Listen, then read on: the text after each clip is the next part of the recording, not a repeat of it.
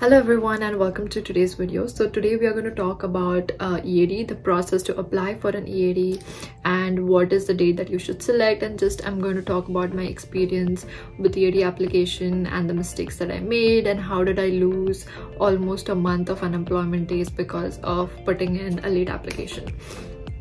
So let's start with what is an EAD.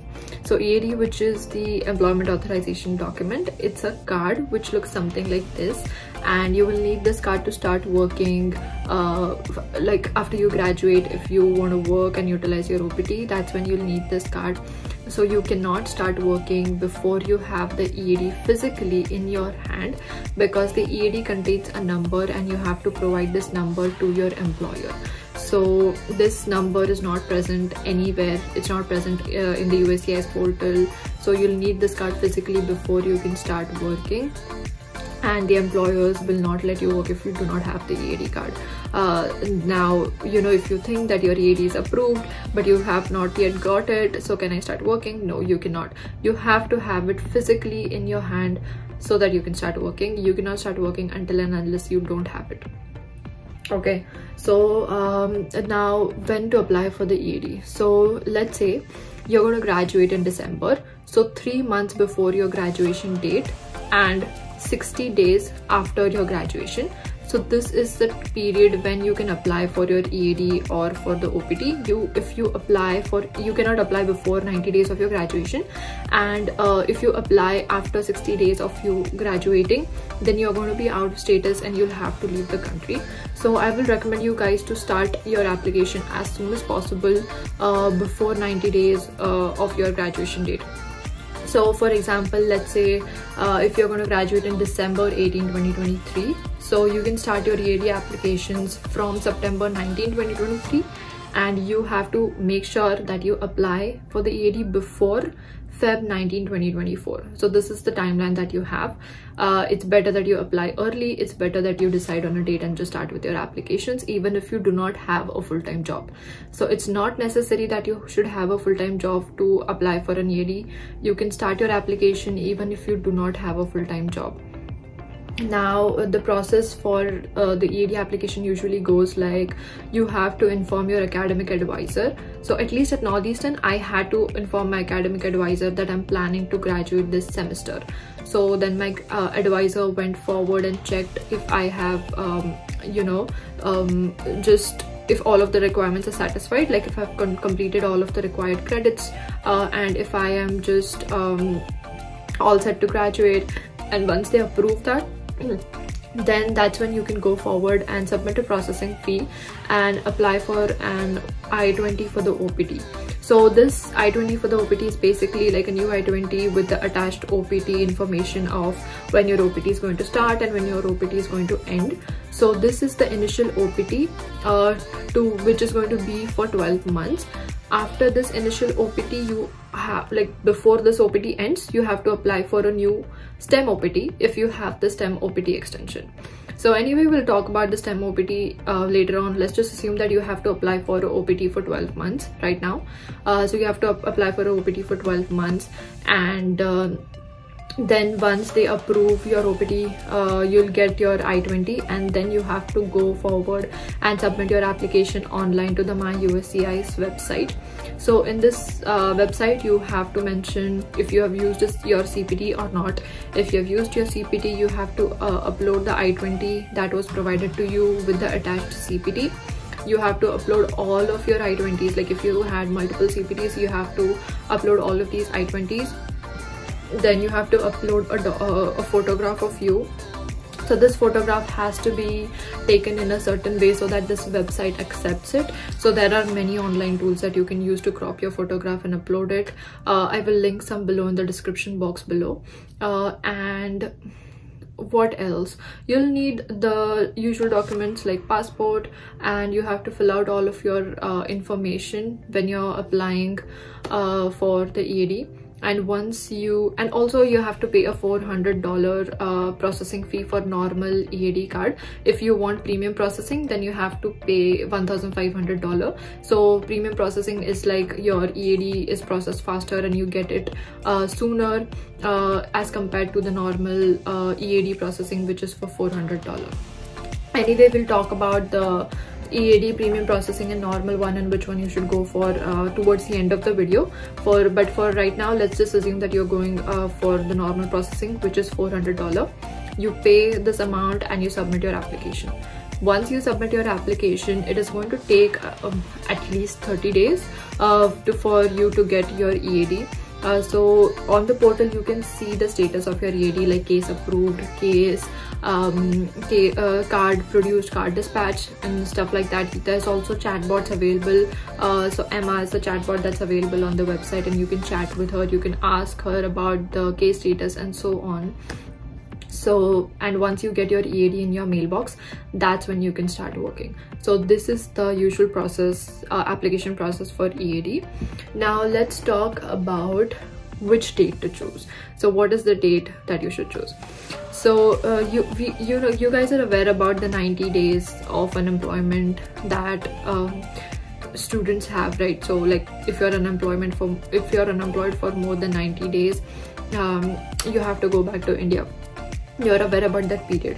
So that period is going to start when the date on the EAD card starts. So let's say your EAD start date is like Jan 19.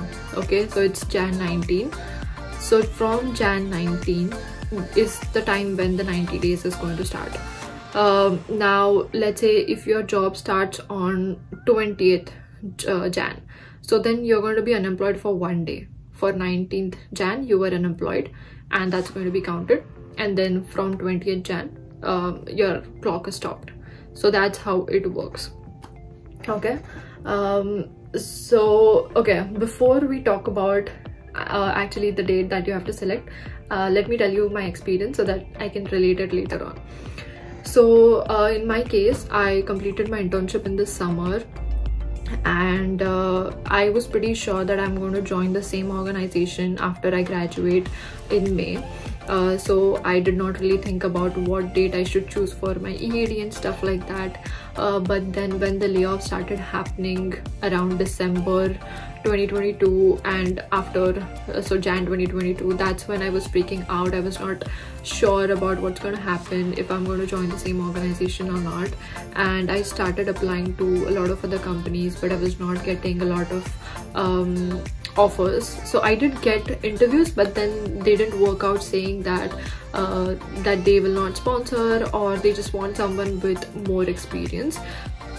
So you know, these positions were not working out for me, and I was applying at the same time, was freaking out. So I did not have a full-time job when I was applying for my EAD. So I decided to select the EAD date, which was the last date that I could. So the last date for me was 6th July. So I put my EAD start date as 6th July. Because that was the end of the, you know, the end of the 60 days period after I graduate. I was graduating in May. I don't remember the exact date, but I think it was May 7 something. So after May 7, 60 days, it was 6th July. That was the end date that I could choose for the start of my EAD. So that was the date that I selected, and I submitted an application in the university for my EAD. So the process is like, until and unless the university is processing your I-20, if you want to make changes to the start date of your EAD or your OPT, you can do that. You can just tell them that, you know, I have to change my start date to some other date because I have got a job offer or stuff like that. So that's something that you can do unless and until the application is at the university level. So once it goes to the USCIS level, you cannot make any changes. But once until and unless it is with the university, you can make changes that you want to. So the initial start date that I selected was 6th July. Then I got an internship offer through the Northeastern Career Fair, and they wanted me to start in May. So I told them that it's not possible for me to start in May because the EAD is not going to be processed so soon, but I can start in June.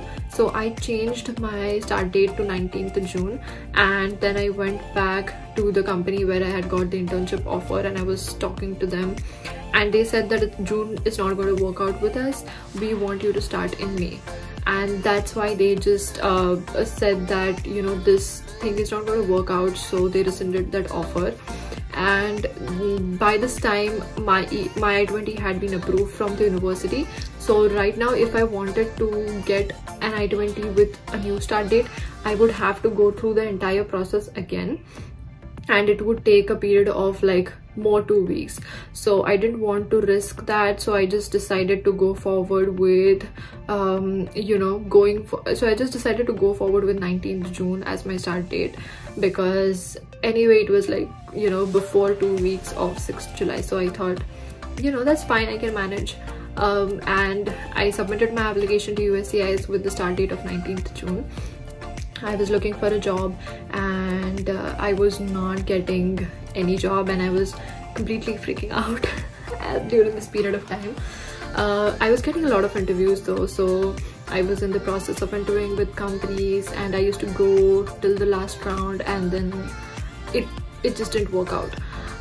But somehow during the time when I was graduating, I got a couple of offers from a couple of startups, and all of them were ready to start at 19th June. So I was relieved that I have something, and I decided on one company which in Boston itself, because I did not want to move to different states, and also, you know, considering the salary and just everything else, the organization in Boston that I'm currently working at was the best for me. So I decided to go forward with it, and my organization was ready to start on 19th June. They were waiting for me to get my EAD card, and during this period of time my the case status was not even approved. It was just application has been submitted. And I was hearing a lot of rumors about people going and converting their normal EAD to premium processing, and after converting it to premium processing they were getting the EAD card. So I was not sure if I should go for it, because, you know, that's a lot of money. $1,500 is a lot of money. So I thought I have 1 month, let's just wait and see. Maybe I will get the EAD before that, because usually 2 months or 3 months is the longest time you know, that it takes to get an EAD. So I did not consider it. But then it was 19th, it was like 12th June, and that's when my case was approved. Now I knew that I am not going to get my EAD card before 19th June, so I asked my employer to delay my start date, and then they delayed my start date to some other date. Now I was waiting for my EAD to arrive, but my EAD was not arriving, the case status was not changing, and I was completely freaking out. I talked to my university about when my unemployment days are going to start. So I thought that your unemployment days start when your EAD card arrives, but that's not the case. Your unemployment days will start when the date on the EAD card arrives. So my date was 19th June. On 19th June I did not receive my EAD, but I was unemployed. So my clock had already started, and I thought this is completely not fair, because, you know, what's the point of getting multiple offers when I am still going to be unemployed because the USCIS did not ship the card to me? What's my fault in this? So I was really pissed, and I tried to talk to people in the university. I tried to talk to everyone, but they say that this is how it is and we cannot do anything about it. Your unemployment days have started, and this is how it is, and it is going to stop once you start working, once you get your EAD card and start working. So I didn't know what to do, and because I did not have an EAD card, there was nothing that I can do. Like, I cannot start working until and unless I have the EAD card, and because you cannot start working, your clock is ticking and your days are just like, you know, you are unemployed. But then finally I got my EAD card on 6th July, but my employer said that they will start on 10th July because that's the date that's working well for them. So I had to wait for one more week, so I lost 21 days.